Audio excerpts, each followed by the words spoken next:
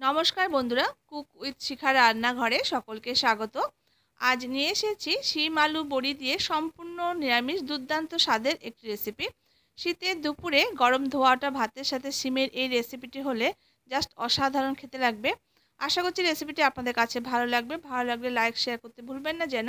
আর যদি নতুন বন্ধু হয়ে থাকেন তাহলে অবশ্যই চ্যানেলটি সাবস্ক্রাইব করে সাথে থাকা অনুরোধ রইল। তো চলুন দেখে নেওয়া যাক। তো এখানে আমি শিমগুলো নিয়ে নিয়েছি। তো শিমগুলোকে কিন্তু খুব ভালো করে একবার ধুয়ে নিয়েছি। এবার শিমটাকে আমি কেটে নেব। তো শিমের মাথার দিকে আর নিচের দিকে যে সরু সুতোর মতো অংশটা আছে সেটাকে কিন্তু এইভাবে ছুরি দিয়ে কেটে ফেলে দেব। আর এই শিমটাকে কিন্তু আমি গোটা গোটা করে কেটে নিচ্ছি। যদি বড় সাইজের শিম হয় সেক্ষেত্রে কিন্তু আপনারা কেটে মাঝখান থেকে দুভাগ করে নিতে পারেন। আর এই শিমটা কিন্তু একটু খেতে ভালো লাগে, বেশ চড়া চড়া ধরনের। তো সমস্ত শিমগুলো দেখুন আমি উপরের দিকে আর নিচের দিকে সুতোর মতো অংশটা ফেলে নিয়ে নিলাম। এরপর রান্নাতে চলে যাব। তো গ্যাসের উপর একটা কড়াইতে সর্ষের তেল দিয়ে তেলটাকে গরম করে নিলাম প্রথমে। এবার ওই গরম তেলের মধ্যে এক মুঠো মতো বড়ি দিয়ে নাড়াচাড়া করে বড়িটাকে বেশ লালচে রং ধরা পর্যন্ত ভেজে নেব। আর বড়িটা যখন অনেকে বলে থাকেন যে বড়িটা ভাজার সময় তেল টেনে নেয়, তো আমি এখানে একটা টিপস বলছি। যখনই আপনারা তেল দেবেন গরম অবস্থায় বড়িগুলোকে ছেড়ে দিয়ে হালকা হাতে নাড়াচাড়া করে অনবরত নাড়াচাড়া করতে হবে। বড়িগুলো যদি তেলের মধ্যে দিয়ে রেখে দেওয়া হয় তাহলে কিন্তু সেই ক্ষেত্রে বড়ি টেনে নেবে তেলটা।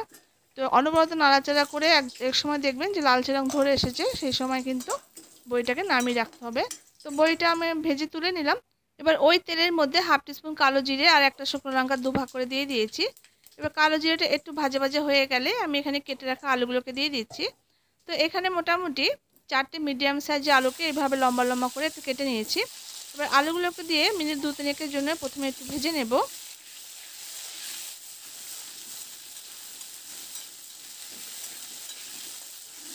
তো মিনিট 2-3 মতো আলুটাকে একটু ভেজে নেওয়ার পর এবার আমি কেটে রাখা শিমগুলোকে দিয়ে দিচ্ছি।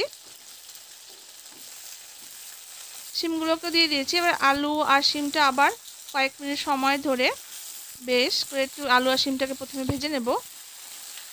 তো রান্নাটা আমি ডাইরেক্ট করছি, যদি আপনারা চান সেক্ষেত্রে কিন্তু শিম আর আলুটাকে আলাদাভাবে ভেজে নিয়েও কিন্তু করতে পারেন রান্নাটা।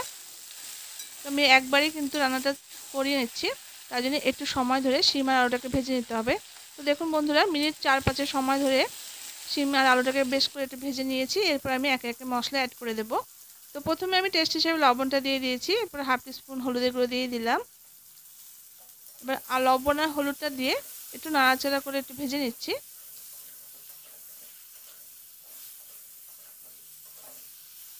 লবণ আর হলুদটা দিয়ে একটু নাড়াচাড়া করে নিলাম মিনিট 2 মতো। এরপর আমি এখানে আদা আর কাঁচা লঙ্কার পেস্টটা দিয়ে দিচ্ছি। এখানে 1 ইঞ্চি মতো আদা আর 4-5টা কাঁচা লঙ্কা দিয়ে একসঙ্গে পেস্ট করে নিয়েছি। আর এখানে 1 টিস্পুন জিরে গুঁড়ো আর 1 টিস্পুন এখানে কাশ্মীরি লাল লঙ্কার গুঁড়ো দিয়েছি। যেহেতু রান্নাটা আমি কাঁচা লঙ্কাতে করছি, যে কালারটা যাতে আসে তাই জন্য এখানে কাশ্মীরি লঙ্কার গুঁড়ো অ্যাড করেছি। এবার মশলাগুলো নাড়াচাড়া করে খুব ভালো করে এই তরকারিটাকে একদম কষিয়ে নিতে হবে। যত ভালো করে কষানো হবে তত কিন্তু তরকারির টেস্টটা খুব ভালো আসবে। এরপর এখানে 2টো টমেটোকে ফালি করে দিয়ে দিয়েছি। এই টমেটোটা দিলে খেতে কিন্তু ভালো লাগে, হালকা হালকা করে টকটা কিন্তু বেশ ভালো লাগে খেতে। শীতের দুপুরে গরম ধোয়াটা ভাতের সঙ্গে এরকম একটা ঝোল হলে আর সাথে টমেটোকে নিয়ে মেখে খেতে কিন্তু দারুণ লাগবে। তো একবার অবশ্যই এভাবে খেয়ে দেখবেন। খুব ভালো করে দেখুন মিনিট 3-4 সময় ধরে মশলার সঙ্গে শিম আলুটাকে কষিয়ে নিয়েছি। এরপর এখানে আমি প্রয়োজন মতো জল অ্যাড করে দিলাম।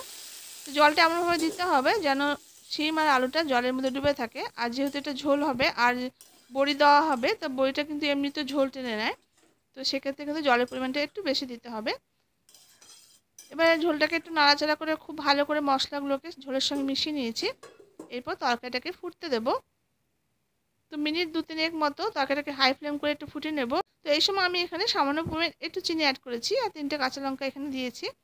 তো এখানে একটু নিরামিষ তরকারি একটু চিনি দিলে ভালো লাগবে, তবে অনেকে পছন্দ করে না। যারা পছন্দ করে না তারা চিনিটাকে স্কিপ করতে পারে। এরপর একটা ঢাকা দিয়ে মিনিট 7-8 মতো লো ফ্লেম করে একটু রান্না করে নিয়েছি। মিনিট 8 পর আমি এবার দেখে নেব। দেখুন তরকারির ঝোলটা কিন্তু অনেকটাই কমে গেছে। আর আলুটা আমি চেক করে নিই, দেখুন আলুটা কিন্তু সুন্দর করে সেদ্ধ হয়ে গেছে।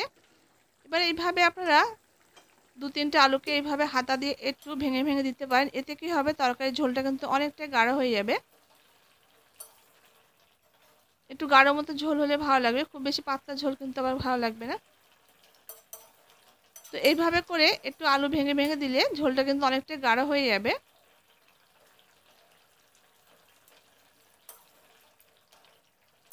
এরপর এই পর্যায়ে আমি ভেজে রাখা বড়িগুলোকে অ্যাড করে দিচ্ছি। বড়িগুলো কিন্তু আগে দেওয়া যাবে না। বড়িগুলো যদি আগে দিয়ে আমি ঝোলে ফোটাতাম তাহলে কিন্তু বড়িতে ঝোলগুলো ঢুকে গিয়ে বড়িগুলো নরম হয়ে গিয়ে একদম ভেঙে ভেঙে গুঁড়ো গুঁড়ো হয়ে যাবে। সেক্ষেত্রে কিন্তু তরকারি ভালো লাগবে না খেতে। তাই বড়িগুলো কিন্তু লাস্ট পর্যায়ে দিয়ে মিনিট 3-4 মতো এবার হাই ফ্লেম করে একটু ফুটিয়ে নিয়ে নামিয়ে নিতে হবে। তো বড়িগুলো দিয়ে দিলাম। এবার আমি একটু 2 মিনিট মতো একটু ঢাকা দিয়ে রেখে দিয়েছি। এবার আমি 2-3 মিনিট পর ঢাকাটা খুলে নিয়েছি। এবার আমি দেখে নেব। রান্নাটা কিন্তু আমার একদম শেষ পর্যায়ে। আর এরকম অবস্থায় কিন্তু রাখতে হবে। দেখুন ঝোলটা কিন্তু খুব বেশি পাতলা না আবার খুব বেশি গাঢ় না। এবার এই পর্যায়ে আমি তরকারিটাকে নামিয়ে নেব। এবার নামানোর আগে সামান্য পরিমাণ একটু ধনেপাতা কুচি ছড়িয়ে দিচ্ছি। শীতের সময় ধনেপাতা দিয়ে নামালে কিন্তু খেতে ভালো লাগবে। আর এরকম একটু ঝোল ঝোল রেখে কিন্তু নামাতে হবে, না হলে কিন্তু ঠান্ডা হয়ে গেলে বড়িগুলো ঝোল টেনে নেবে, সেক্ষেত্রে তরকারি শুকিয়ে যাবে। তাই এরকম একটু ঝোল ঝোল রেখে নামাতে হবে। তবে আপনারা যদি চান একটু গাঢ় করে নিতে সেক্ষেত্রে কিন্তু একটু ফুটিয়ে নিয়ে কিন্তু নামিয়ে নিতে পারেন। তো রান্নাটা আমার কিন্তু একদম কমপ্লিট। এবার এটা গরম গরম ভাতের সঙ্গে খাওয়ার জন্য একদম তৈরি। তো বন্ধুরা এইভাবে শিম আলু বড়ি দিয়ে এই নিরামিষ ঝোলটা গরম ধোঁয়াটা ভাতের সঙ্গে খেতে কিন্তু দারুণ লাগে। তো রান্নাটা কিন্তু আমার হয়ে গেছে। এবার আমি গ্যাসটাকে অফ করে দিয়ে একটা ঢাকা দিয়ে 5 মিনিট স্ট্যান্ডিং টাইমে রেখে দিয়ে আমি আপনাদের দেখিয়ে দিচ্ছি। তো দেখুন বন্ধুরা কতটা সুন্দর আর লোভনীয় লাগছে দেখতে তরকারিটা। খেতেও কিন্তু ভীষণই সুস্বাদু। এই গরম ধোঁয়াটা ভাতের সঙ্গে এইরকম একটা নিরামিষ তরকারি হলে আর কোনো কথাই হবে না, দারুণ খেতে লাগবে। তো আশা করছি রেসিপিটা আপনাদের কাছে ভালো লেগেছে। ভালো লাগলে এইভাবে অবশ্যই ট্রাই করে দেখবেন। আর আপনাদের কাছে কেমন লাগলো তো কমেন্ট বক্সে জানাবেন। দেখা হচ্ছে পরবর্তী রেসিপিতে। ততক্ষণ জন্য সবাই খুব ভালো থাকবেন।